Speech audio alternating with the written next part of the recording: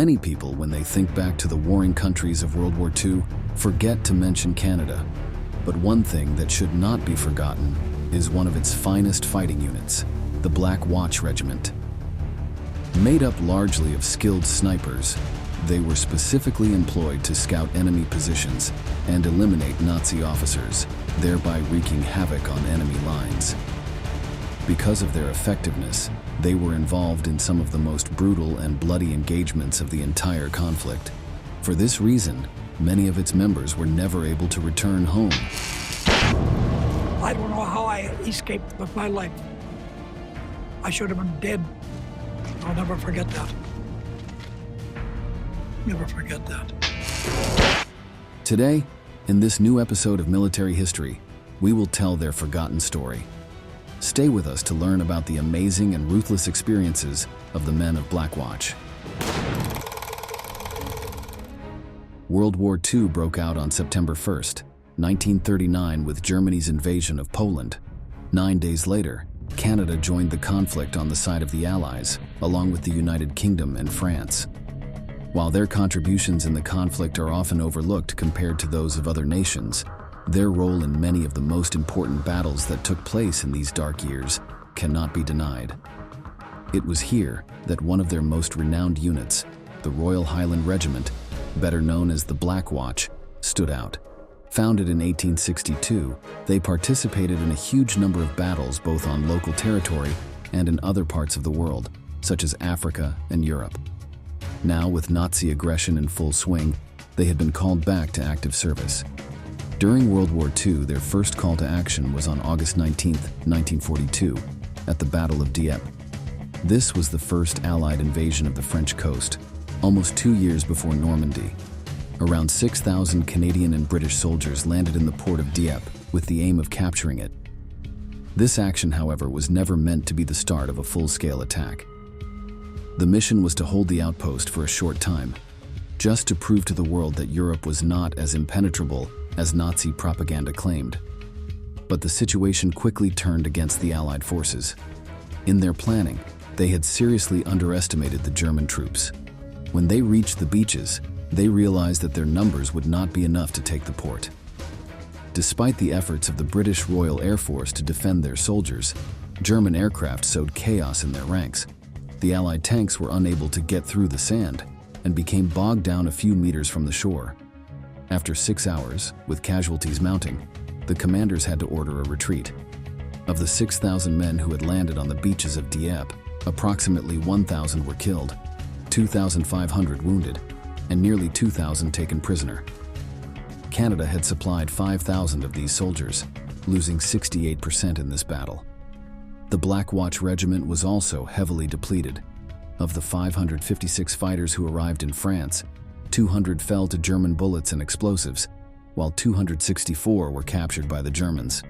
Only 92 managed to evacuate and return to the United Kingdom.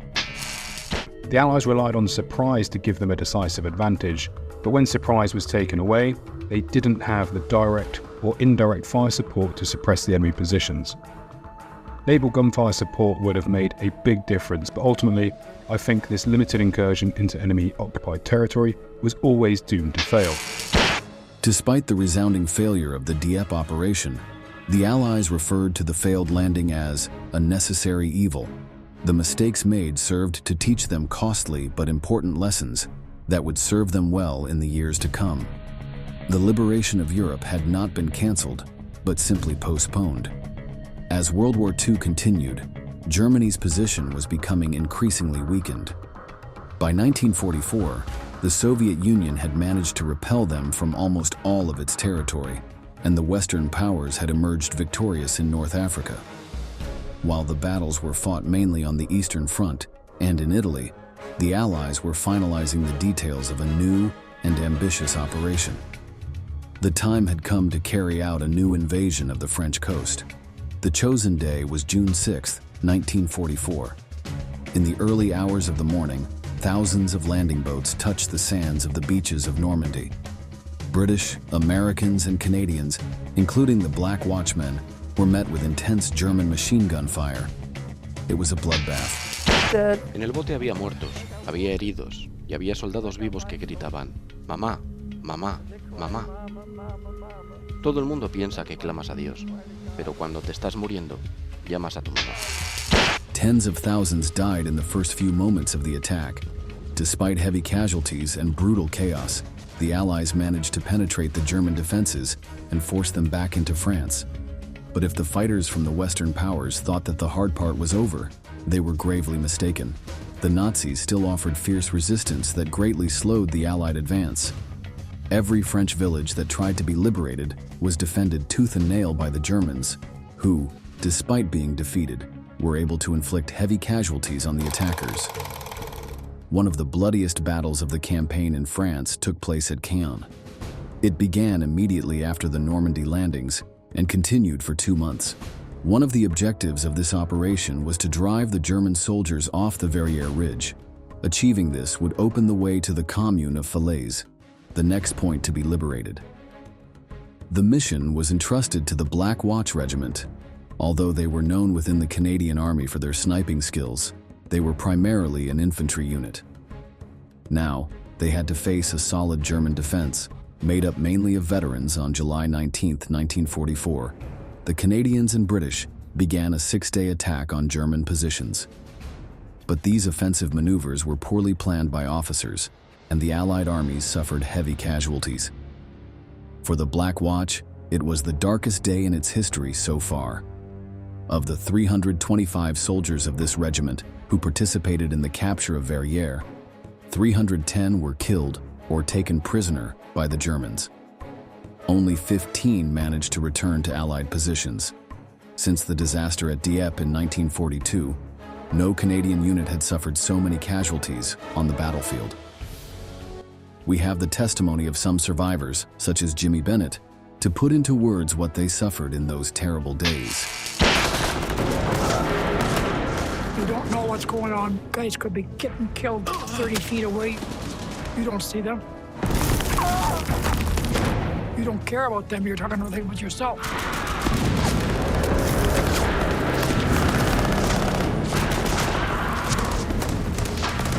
I could hear the guns firing, the shells, the bullets flying by. They're just dropping like flies in the grass. Finally, on July 25th, after nearly 1,000 dead soldiers, the Allies managed to drive the Germans back from the ridge. But despite the costly victory, the Black Watch was in no condition to continue the fight. Due to heavy casualties, it had to be reformed with reinforcements from the British Isles before continuing its actions. Many of its soldiers, traumatized by what they had experienced on the front line, asked to be transferred to scout platoons within the same regiment. Perhaps they thought that this way they would be further away from danger. But they would soon find out how wrong they were. Their missions usually consisted of going ahead of infantry units to observe enemy positions. Those Canadian soldiers who could understand the German language were perfect candidates to take part in these operations. Many times, they would enter a town completely occupied by the Nazis just to obtain information, or perhaps take a prisoner for later interrogation. On other occasions, they were used as assassins. They would head to a forward position with their sniper rifles and search among their enemies for those in officer uniforms whom they had been trained to spot. Once they had them in their telescopic sights, they would open fire, then vanish before being spotted. A sniper learns real quick that the best Nazi target is the one with the highest rank. You cut the head off the snake, and the rest of the division goes blind. Thanks to these brave fighters and the rest of the Allied units, the enemies of the Reich were able to continue advancing into the occupied territory.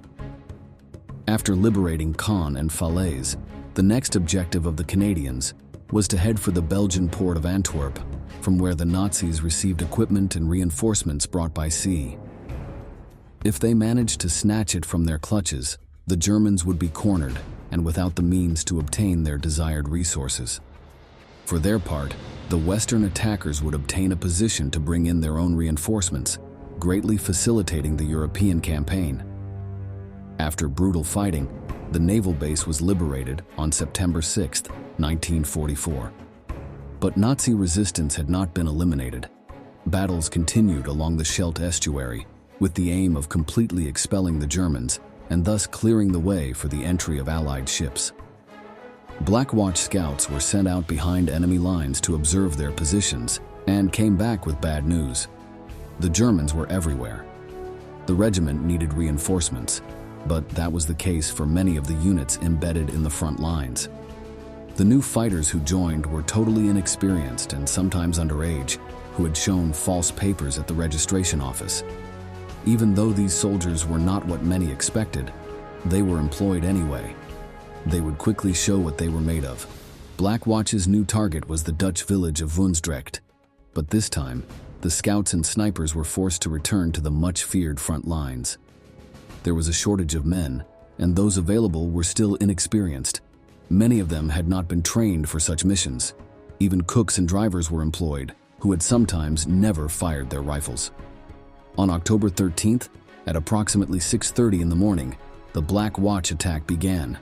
Due to the German artillery barrages that had destroyed the dikes, the ground was flooded. The mud made it very difficult for the men to move through a long stretch of open country to reach the Nazi positions. German mortars rained down on the Canadian troops, killing anyone unfortunate enough to be in their path. The battle quickly descended into absolute chaos. The soldiers could not see what was in front of them because of the smoke from the explosives. They only heard the screams of their comrades as they were hit by enemy bullets. This is the story of Black Watch veterans Russell Sanderson and Jim Wilkinson. It hurts. It hurts when you can't help somebody and you know bloody well that his escape route is cut off. The second worst day we ever experienced, we lost 100 men in there.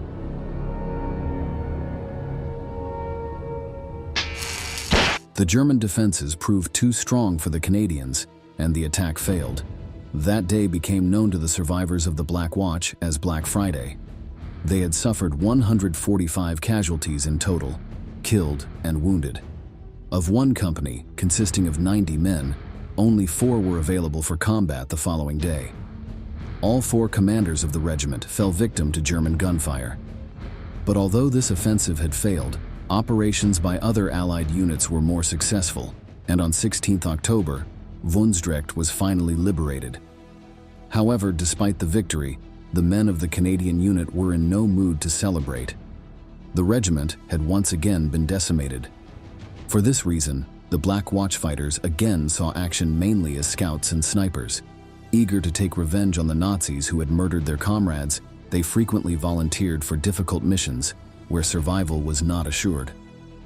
This effort greatly contributed to the Allies' ability to regain the upper hand in the Scheldt estuary. On November 8, 1944, the last Germans in the region fled, were captured, or killed. The Third Reich lost its most important port, while the Western powers now had a key base for bringing reinforcements to the continent. Still, it was far from Hitler's mind to order his forces to surrender. He had decided to fight to the end, costing the Allies every mile gained with the blood of his soldiers. By February 1945, the Canadians had crossed the border into Germany. Battles now took place almost exclusively in the heart of enemy territory. During these engagements, Black Watch snipers were employed as support for infantry units. Their mission was to eliminate machine gunners, artillery crews, and anyone else who might threaten the soldiers' advances. I was fully loaded. I had a bead right above his right ear.